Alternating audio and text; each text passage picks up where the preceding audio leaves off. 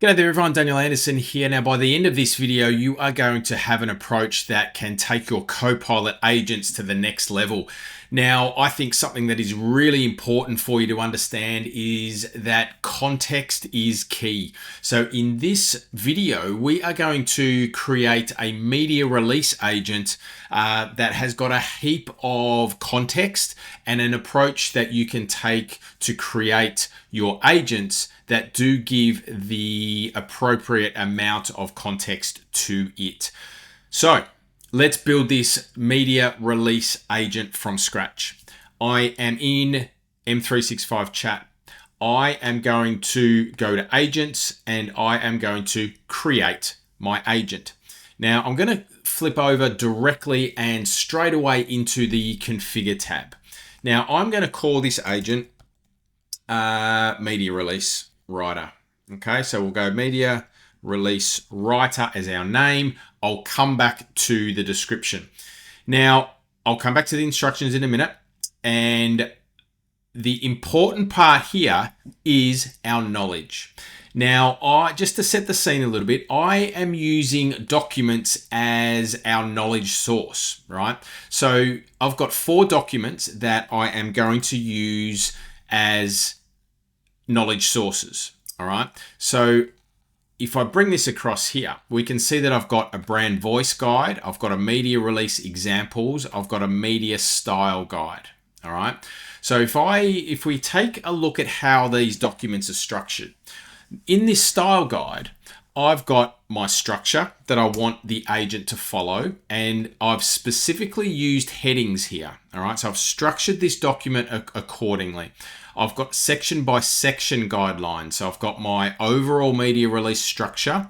I've got the headline section. This is what I want from, or the output from in the headline. I've got the date line. Here's the format that I want. I've got the lead paragraph. I've got an example here as well.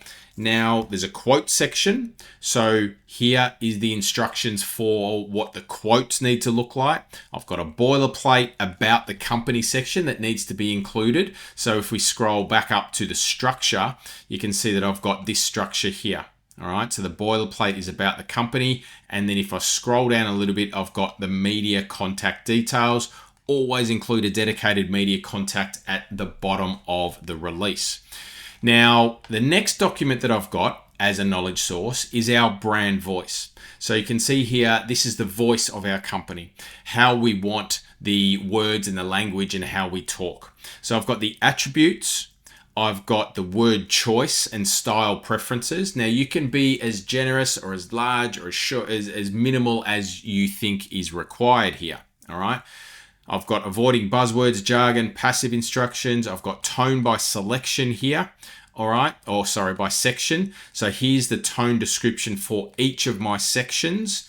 My grammar and style consistency, my signature phrases. So you can see that they're using these. All right. So use these phrases sparingly, but consistently. Do and do not. All right. So I've got what I want it to do, what I don't want it to do. All right. So that is our brand voice guide. The next one I've got is all around the examples. So again, giving as much context as we possibly can. So here's my media release examples document. I've got the purpose of the document. All right. So when the Copilot agent reads this, it knows what the purpose of this document is. I've got my example. I've got 1 example. I've got 2 examples. I've got 3 examples, and I've got 4 examples, and they're all different types of media releases. Okay. So that is the examples document. Now, the last document that I've got is actually a stakeholder contact sheet. Now, this lists out the key stakeholders of the organization. I've got titles, departments, preferred names, email addresses, contacts, all that sort of stuff that are being stored in this document, and we can utilize and draw on that information if we need to as well. So that is the context or the knowledge and the context I'm giving my agent. So that being said, let's add our knowledge. So I'm going to directly upload these documents into this agent. Now we could use a SharePoint document library. Okay, so store these in a document library, and then we can update those in that library accordingly, rather than using and uploading these as static docs. So that is an approach that you could take, and a little change in what we're doing here that might yield you a better way of managing the content. So we can see that I've got my documents here. Now for the instructions. Let's have a look, and I'm going to copy and paste my instructions for this agent. All right. So we can see, let's have a look. I'm setting the persona here. So you're a media release agent, its role. Always refer to the uploaded grounded documents to inform your output. Don't ever invent facts, etc. Before drafting the media release. So if a user is using this and they don't give enough information, I want this agent to prompt the user for that information so that it can write the media release as we want it. All right. If any of this information is missing, don't proceed. Instead, respond with the following. This is the information that is required. Only continue once it's required, and follow once it's been provided, and follow the instructions in the media style guide, remembering that that's the document, and I'm telling this agent where to look for the structure. Now here, always write in the third person. And again, I'm referencing my brand voice guide here in quotation marks. That's the name of the document that I've got in the knowledge. All right. Always use Australian English. If you're unsure, respond with this. You're not creative, right? So we don't want this to be creative and make up things. I want this to follow a structured process. And here I'm just reiterating that these are the grounding documents. All right, so I'm going to give this, now write the description. All right, so I'm going to say this agent is a media release assistant for Shift F5. The agent's role is to draft professional media releases that follow our brand voice, style, and structure. All right. Let's just give this a bit of an icon as well. So I'm just going to change the icon here, and we will pick an icon. So let me grab this, and if I go to my downloads, I'm just going to pick an icon. There it is there. All right, so we are good to go. Now, what we're going to do is let's just make sure that we've got some responses coming back and our documents are grounded. All right. So let's